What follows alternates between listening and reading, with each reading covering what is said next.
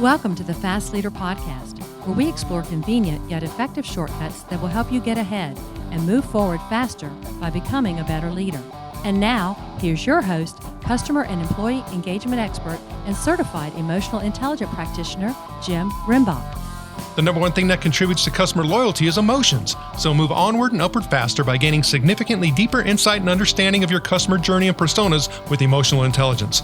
With your empathy mapping workshop, you'll learn how to evoke and influence the right customer emotions that generate improved customer loyalty and reduce your cost to operate. Get over your emotional hump now by going to empathymapping.com to learn more. Okay, Fast Leader Legion, today I'm excited because I have somebody on the show today who's going to help us really unlock the power that's already inside of you.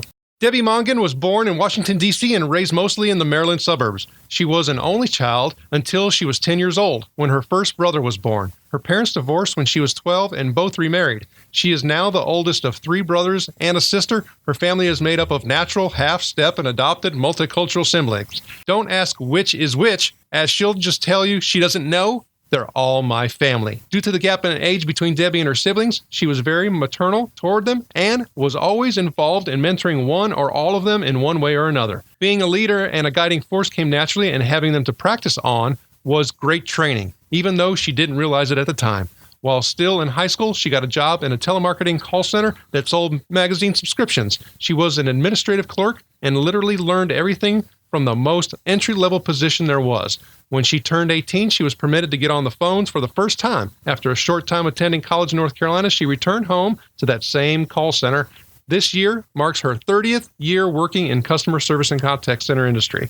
Debi worked in several contact centers over the years and first moved into a leadership position with Maryland baseball. It was a dream come true to work for the Orioles minor league teams and have an office in the stadium. Her staff was primarily teenagers and college students, which brought out her mentoring side. She left the sports industry and took a job with one of the largest at the time vacation ownership companies in the travel industry. She spent 12 years directing the customer service, reservations, and B2B division for the company. About 5 years into this position, she started studying mindfulness in her personal life and was amazed at the positive effects she was seeing in her life at home and at work.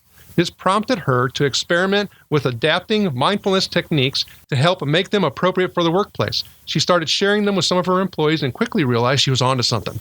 She left the travel industry and took several short management assignments in contact centers of various sizes and industries to develop and test her ideas. In 2016, she finally took the plunge and founded the Mindful Call Center, where she is today. Debi has one daughter, Shelby, who lives in Chicago, as she enjoys her single life on the coast side near the San Francisco area bay. Debi Mongan, are you ready to help us get over the hump? I can't wait, Jim. Glad to be here. Well, I'm glad you're here. Okay, I've given our Legion a little bit about you, but can you tell us what your current passion is so that we get to know you even better? Absolutely. I'd love to share it. Currently, my passion and my focus is on getting the buy-in and getting acceptance from leadership in the contact center and customer service industry to understand that mindfulness belongs in the contact center. Okay, so when you say buy-in, you've actually been doing this for a while, so you've actually had some positive financial impacts that you've seen as well, right? Absolutely. What's wonderful about this is when I go into a contact center, the first thing I want to do is I get an overall picture of where are their pain points, where are they struggling. And generally, there's a few KPIs that they're looking at. Attrition is another huge thing that they want to address. So what I have seen happen is after just 1 hour workshop, teaching the most elementary aspects of mindfulness that I've adapted and made appropriate for a contact center, agents have improved their productivity tremendously.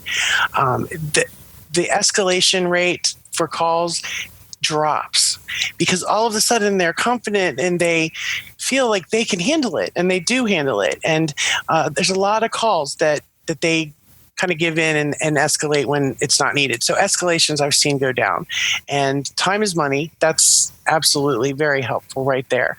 The biggest change that I see and the biggest help is with attrition. There's something about sincerely showing that you care about their well-being and their life that makes a person feel loyal and want to stay. And we all know that the longer someone's with you, the more cost-effective it is. I've read studies where it is a year's that say that it could take up to a year's salary just to onboard a new agent. The impact on the business. So that's one of my biggest focuses, is to help with the attrition problem. Okay, so I've actually had, when I think about mindfulness, and it's part of, it's one of the areas of overall wellness. And so, wellness covers a lot of different factors, mindfulness being one. Why for you is mindfulness something you've actually, held on to and want to actually, do more of that type of work? Well, mainly because I have my own personal experience with it, and I've had it work for me and been very excited by what it's done, and I want to share that. I just generally want to share that. The other thing is that aspect that of me that is the caretaker and the nurturer and the mama bear is the nickname that I've gained from agents along the years, and that's because I really do care about their well-being and discovering a way for them to be less stressed and more productive and more focused is just, that's the holy grail to me. Nothing was worse for me when I was running a call center than to have someone come into my office and just look so stressed and be so worried about any particular thing that was going on at the time. And I was famous for telling them, look, until I hand you a red Igloo cooler with a heart or a kidney in it and you're running to the helicopter, you're not allowed to be stressed. But for years I said that, but I didn't have any way to tell them how to not be stressed. Then I discovered it in my own life. Then I was applying it at work for myself and sharing it. And one thing led to another. The other thing is wellness. I'm really, that's very important to me. The entire wellness at work, for lack of a better word, craze, I'm so thrilled that it is and that it's catching on. But I want to concentrate on one thing. I've said before, a football team has a head coach and a defensive coach and an offensive coach because you've got to address all the different aspects. And I just want to be the defensive coach. Okay, so you say defensive coach when you talk about mindfulness. How come that's not an offensive coach? Well, I think over time it turns into being an offensive coach, but the problem is in the beginning, it's more defensive for a lot of different reasons. Number one, just getting the buy-in and getting people not to roll their eyes and not to think, oh, I have to quit my job and go to Tibet and meditate on a mountain for a year. That's not what it's about. So it's very defensive in the beginning, but that's the great thing about it, is that at some point it just becomes part of your life and very offensive. Okay, so talking about, you get past the eye roll, somebody wants to start working with you. What does that look like?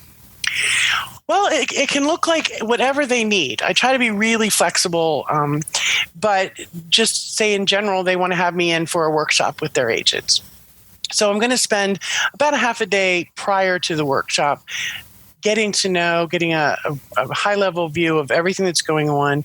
As I mentioned before, find out what their pain points are. What do they want to accomplish? What are the things that are keeping them up at night?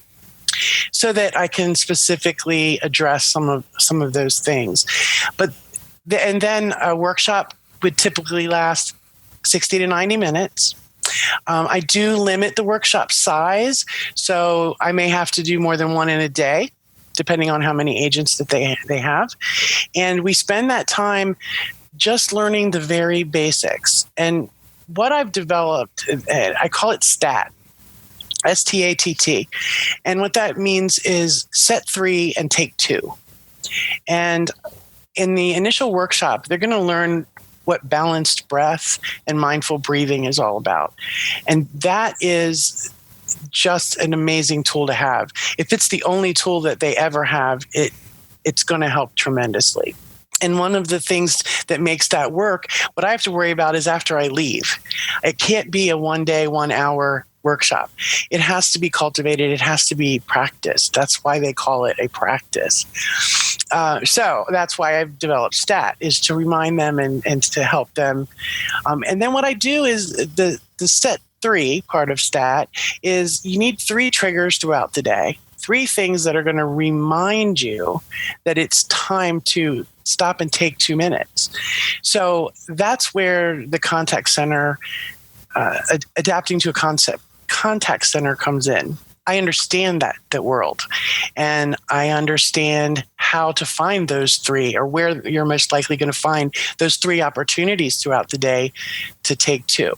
So that's kind of what I'll do within that day. We'll teach them the basics so that they know, and then I help the group as well as individually figure out and decide what are their 3 trigger points throughout the day that are going to remind them to take those 2 minutes to use the tool that they've just learned.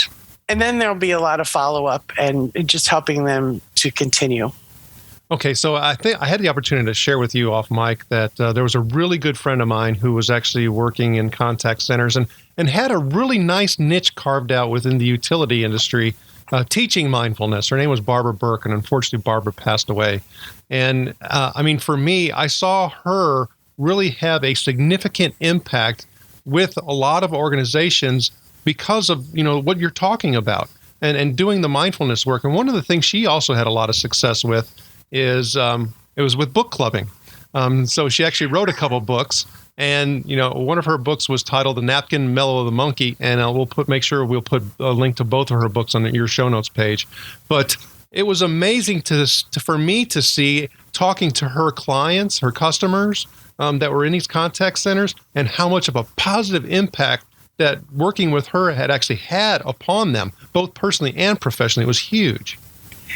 Well, I have to tell you, this is going to sound like we practiced this, but we didn't. We can both attest to that. I list in the things that I suggest a company do, because there are the parameters of people can't be off the phone and they can't do this, they can't do that. One of the things that I did 8-10 years ago, back when I first started experimenting with this, was started a book club. And that way people could read the book at home on their own, some type of mindful, something related to wellness, and then we would discuss it. And it was great. It at least gets the subject on the table. I'm not familiar with Barbara, and I'm really excited that you've shared a little about her, because I definitely will look into her work. Well, Barbara always said that she wanted to make a dent in the world, and unfortunately she's passed away and she's left a void in the world. So hopefully there's an opportunity for you to step in and carry some of that important work forward. Now, one of the things that we're talking about when we just refer to mindfulness and stress and all of those things is, emotions and energy. And one of the things that we look at on the show, which is really important to help give us energy and help us with a sense of direction, are quotes. Is there a quote or two that you can share that you like? There is. Actually, I'm kind of a collector of quotes. I love that stuff. And in trying to pick one, it'd be really difficult. But the one I want to share is a quote from Dr. Maya Angelou. I have a handful of them from her that I love. But this particular one, she said, "Ask for what you want and be prepared to get it." And the thing that I like the most about that quote is that over the years since I first heard it, it has changed in what it means to me. When I first heard it, I took it quite literally. I was at an early stage in my management career, and I needed to understand. I was working in professional sports industry, nothing but men. And I really literally needed to understand, ask for what you want and assume you're going to get it, prepare to get it. So that's what it meant at first and why it stuck with me. Now, 25 years later, it means it's a validation to me that your thoughts do create your reality. And you can manifest just about anything that you want. Your mind is so powerful. Your mind is so powerful that it can affect your job and your KPIs when you harness it correctly. Without a doubt. I mean, for me, I keep trying to remind myself that, cognitively about those things so that I can influence all that subconscious thinking that's going on at 10,000 miles an hour. But when I start also thinking about all this, and you talked about the journey and what it meant to you differently, throughout our lives, we have a lot of humps that we have to get over, and they help formulate, some of those things in our head that aren't so good, and it help us, hopefully have enough, wisdom and power to be able to put those things at bay and really be more mindful and focus on the positive. But those humps are a lot of learning opportunities. Is there a time where you've gotten over the hump where we can learn? I actually, unfortunately, have several. I actually have a couple. I love that saying that, the universe will whisper in your ear for a little while. And then if you don't listen, it's going to yell at you. So I've had a couple times I've been yelled at. But one that I think is important and that I learned the most from and still tap into later was a little over 25 years ago.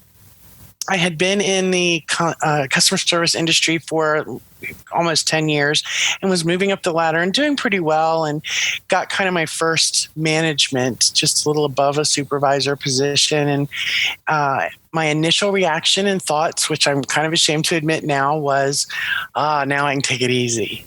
Now I'm a manager. I don't have to talk to customers anymore.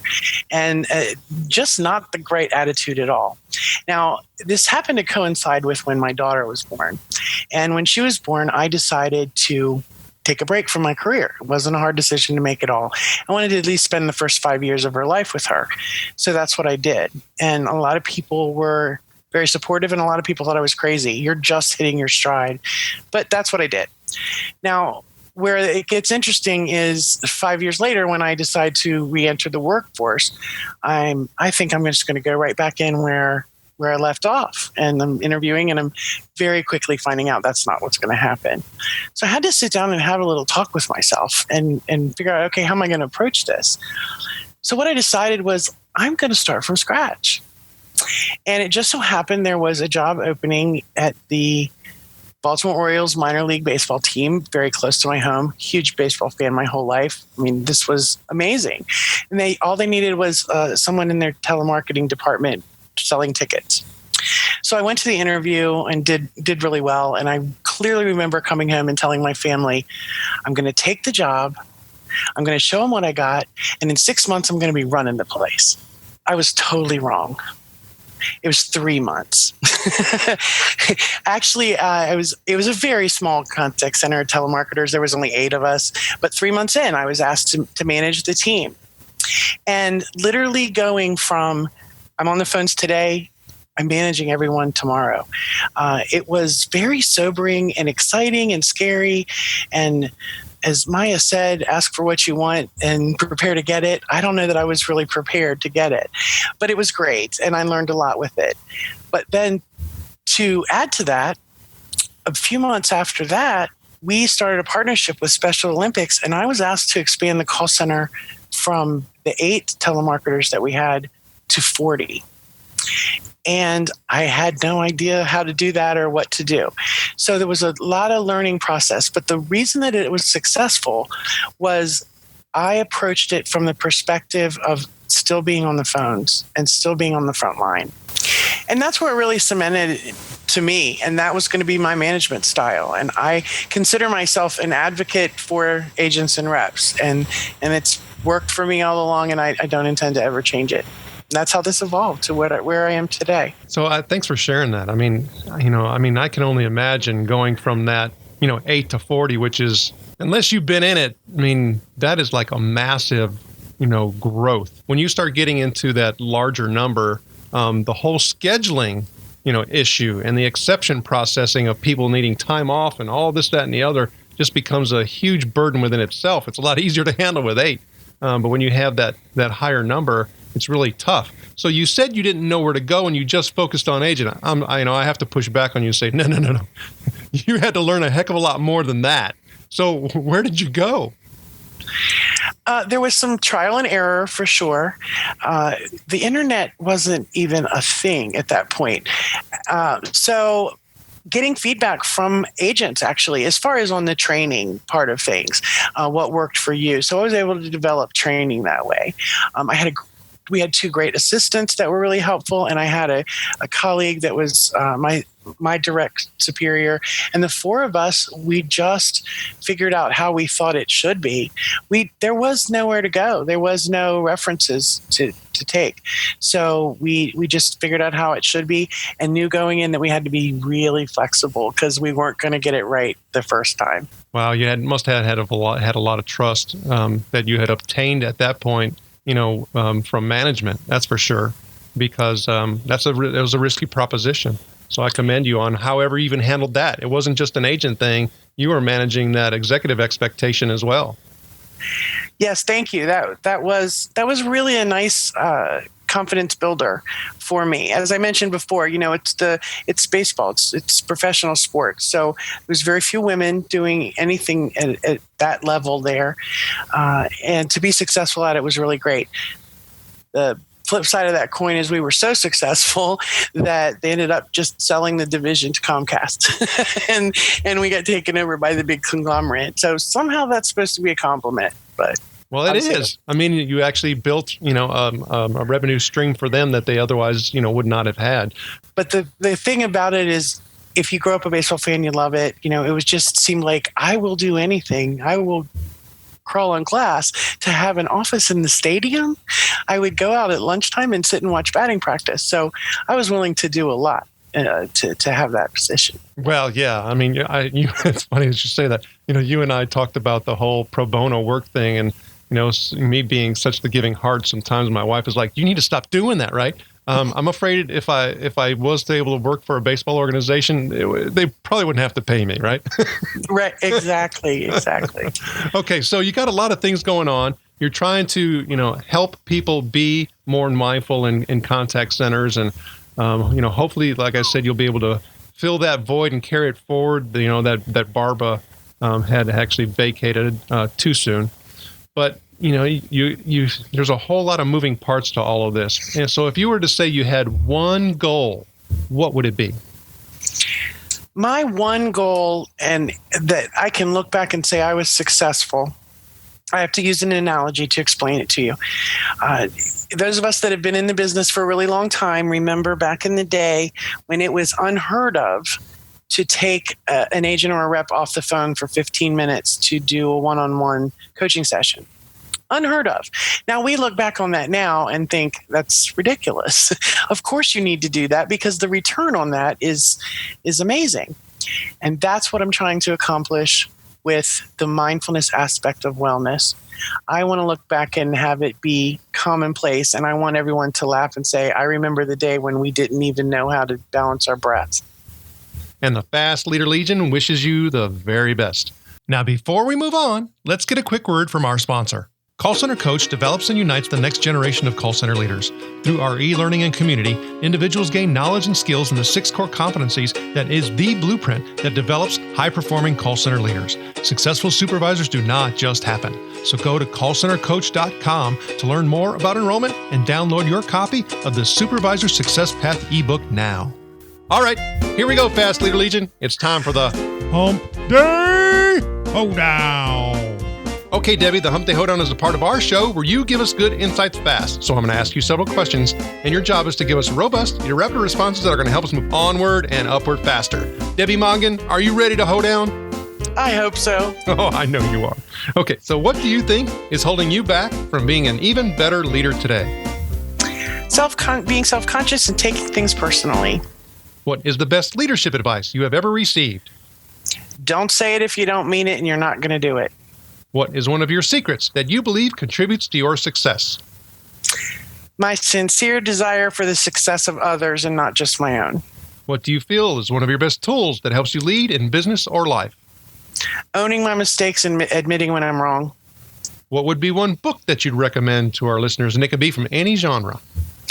I got to give you 2. The 4 Agreements, Don Miguel Ruiz, and The Alchemist by Paul Coelho. Okay, Fast Leader Legion, you can find links to that and other bonus information from today's show by going to fastleader.net/Debi Mongan. Okay, Debbie, this is my last Hump Day Hoedown question.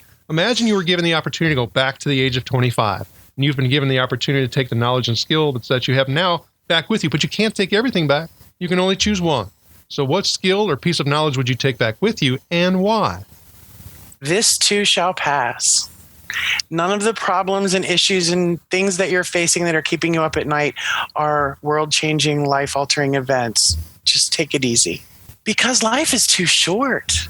Life is way too short, and that time can be better spent doing other things. Debbie, it was an honor to spend time with you today. Can you please share with the Fast Leader Legion how they can connect with you? Sure. My website is mindfulcustomerservice.com, and I am on Twitter at Debi Mongan. Debi Mongan, thank you for sharing your knowledge and wisdom. The Fast Leader Legion honors you and thanks you for helping us get over the hump. Thank you for joining me on the Fast Leader Show today. For recaps, links from every show, special offers, and access to download and subscribe, if you haven't already, head on over to fastleader.net so we can help you move onward and upward faster.